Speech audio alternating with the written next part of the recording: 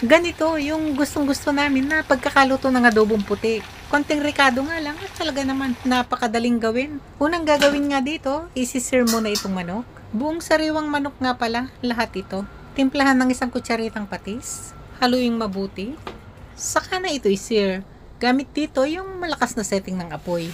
Bakit nga ba kasi kailangan pa itong i-sear? O kaya naman ay bahagyang sunugin sa pagkakaluto yung balat ng manok para nga magkulay golden brown yung panlabas na itsura ng manok. Pero hindi pa ito talaga luto sa loob. Dahil nga dito, nakukulong yung katas ng manok sa loob at hindi ito basta-basta nakakalabas. Kaya nga, mas juicy talaga ang pagkakaluto nito. Yan o, makikita na mas maganda rin ang kulay nito. At saka, mas nakakagana talaga yung itsura.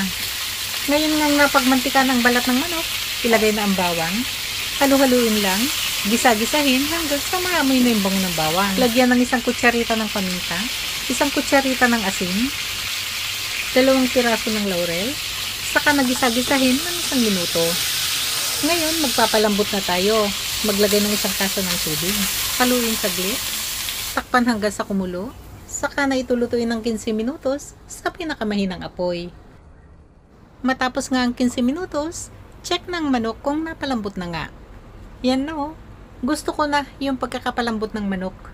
Timplahan na ng chicken powder, 1 kutsarita to, at 1 kutsarita rin ng asukal, pambalansin ng lasa. Paghaluing mabuti ang mga rekado, sunod nang ilagay, kalahating tasa ng suka. Gusto talaga namin sa adobo yung medyo kagatang asim, kaya mag-adjust na lang kayo sa dami ng suka. Depende sa panlasa nyo. Pagkalagay nga ng suka, pakuluin ng mga nasa 2 minuto. Huwag din muna itong haluin. Saka natakpan at patuloy pang lutuin ng 10 minuto. Gamit dito yung pinakamahinang setting pa rin ng apoy. Pagkatapos nga ng 10 minuto, haluin saglit para naman makasiguro na hindi nga ito nanikit sa lutuan. Tikman para maihusto ang lasa. Manyaman eh. Patuloy lang ang paghahalo at lutuin ng mga nasa 5 minuto pa. O kaya naman ay hanggang sa makita na humihiwalay na yung mantika sa sarsa. Ngayon, i-adjust na yung apoy sa medium-high setting. Huwag na rin itong takpan.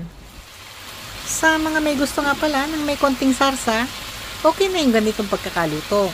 Yan o, makikita na humihiwalay na nga yung mantika sa sarsa.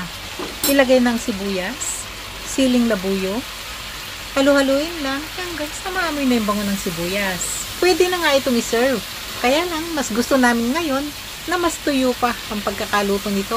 Kaya naman, patuloy lang itong halu-haluin hanggang sa mapagmantika na nga ito ng husto.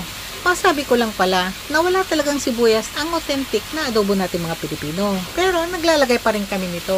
Mas masarap kasi talaga ang lasa. At sa amoy pa lang, naku talaga naman nakakagana na. O, ready to serve na to.